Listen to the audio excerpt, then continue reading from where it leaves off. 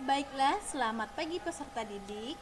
Nah, pada pertemuan kali ini kita akan membahas tentang materi teks biografi, yaitu materi di bab 7.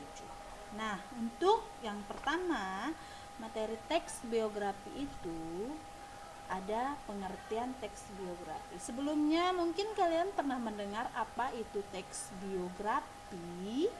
Nah, di sini kita akan bahas sama-sama.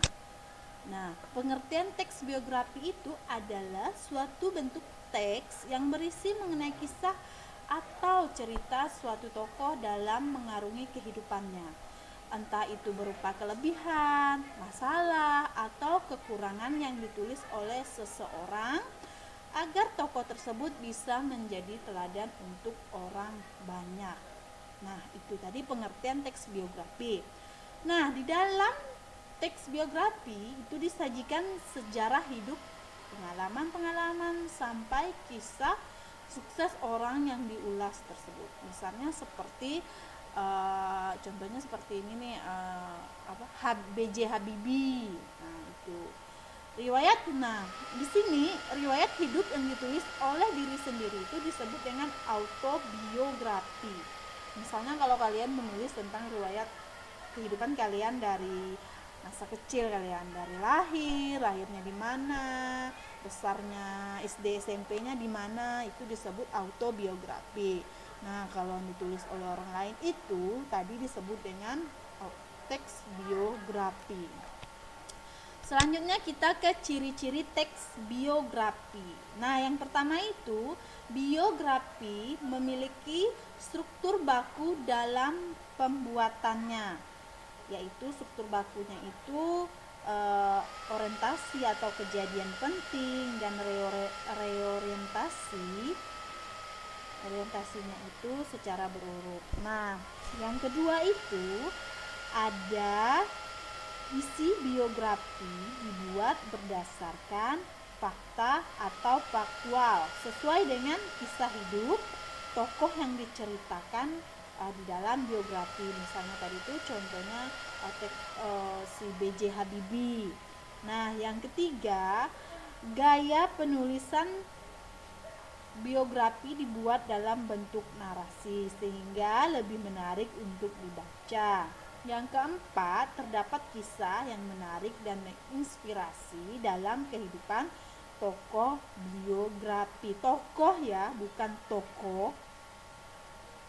Nah, yang kelima, biografi juga berisi kondisi-kondisi yang bisa memotivasi seseorang sehingga mencontoh atau meneladani kehidupan tokoh dalam biografi tersebut.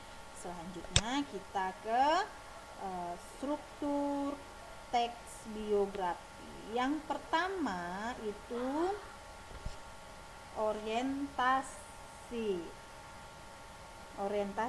yang berisi menginformasi mengenai latar belakang atau kisah atau peristiwa yang akan diceritakan. Selanjutnya untuk membantu pendengar atau pembaca.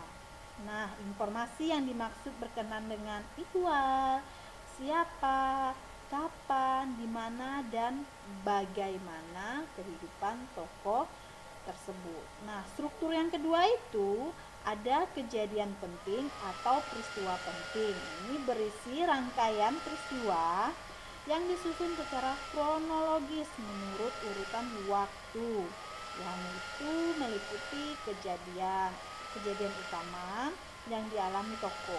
Dalam bagian ini mungkin pula disertakan komentar-komentar ke cerita pada beberapa bagian. Nah, yang ketiga itu, struktur yang ketiga ada reorientasi. Berisi komentar, evaluasi atau pernyataan simpulan mengenai rangkaian peristiwa yang telah diceritakan sebelumnya.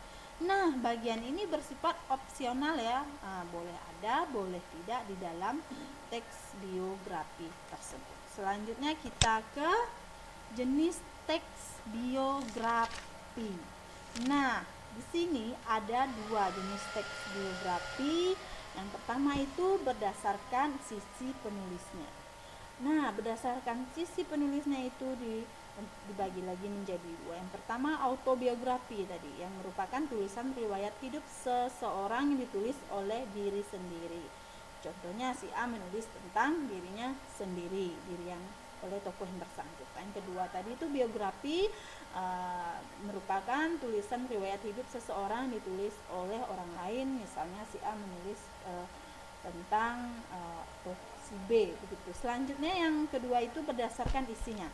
Biografi berdasarkan isinya itu perjalanan hidup merupakan tulisan riwayat hidup seseorang yang isinya berupa perjalanan hidup lengkap atau sebagian paling berkesan. Nah, yang kedua itu biografi perjalanan karirnya. Dari awal karir, dari dia merintis karirnya nih, hingga karirnya terbaru atau sebagai perjalanan karirnya dalam mencapai sukses tertentu. Dari karir nol nih sampai dia sampai sekarang karir dia sukses ya, seperti itu. Nah, berikutnya kita ke kaidah kebahasaan dalam teks biografi. Setiap teks itu mempunyai kaidah. Nah, yang pertama itu ada kata hubung, ialah kata yang berfungsi sebagai penghubung atau menghubungkan kata dengan kata.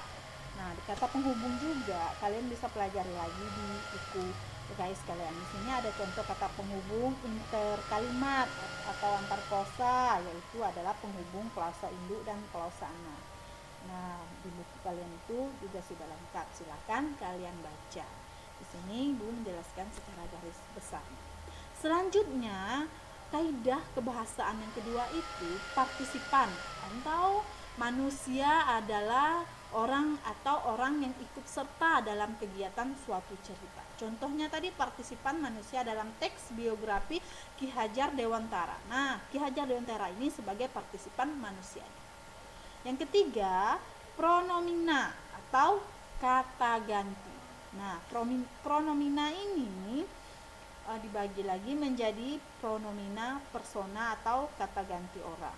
Nah, contohnya itu ia. Nah, meskipun demikian ia sangat sederhana, seperti itu.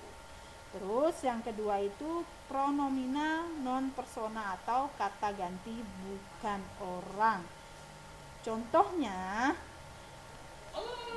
setelah itu Ki Hajar Dewantara bekerja sebagai wartawan di beberapa surat kabar. Berikutnya kalimat tunggal. Kalimat tunggal adalah kalimat yang terdiri atas satu klausa bebas. Nah, contohnya juga ada di dalam LKS kalian. Selanjutnya ada kata keterangan. Kata keterangan adalah kata-kata yang menunjukkan kejadian atau peristiwa, waktu dan tempat.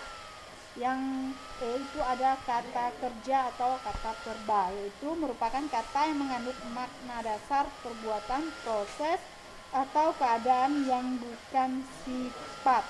Nah, kata verba ini dibagi lagi menjadi beberapa. Yang pertama kata verba turunan, kata verba dasar. Nah, itu tadi. Berikutnya, nah itu tadi kaidah kebahasaan dalam teks biografi. Nah, Ibu rasa cukup sampai di sini dulu pertemuan kita pada kali ini. Silakan kalian pelajari dengan baik. Terima kasih.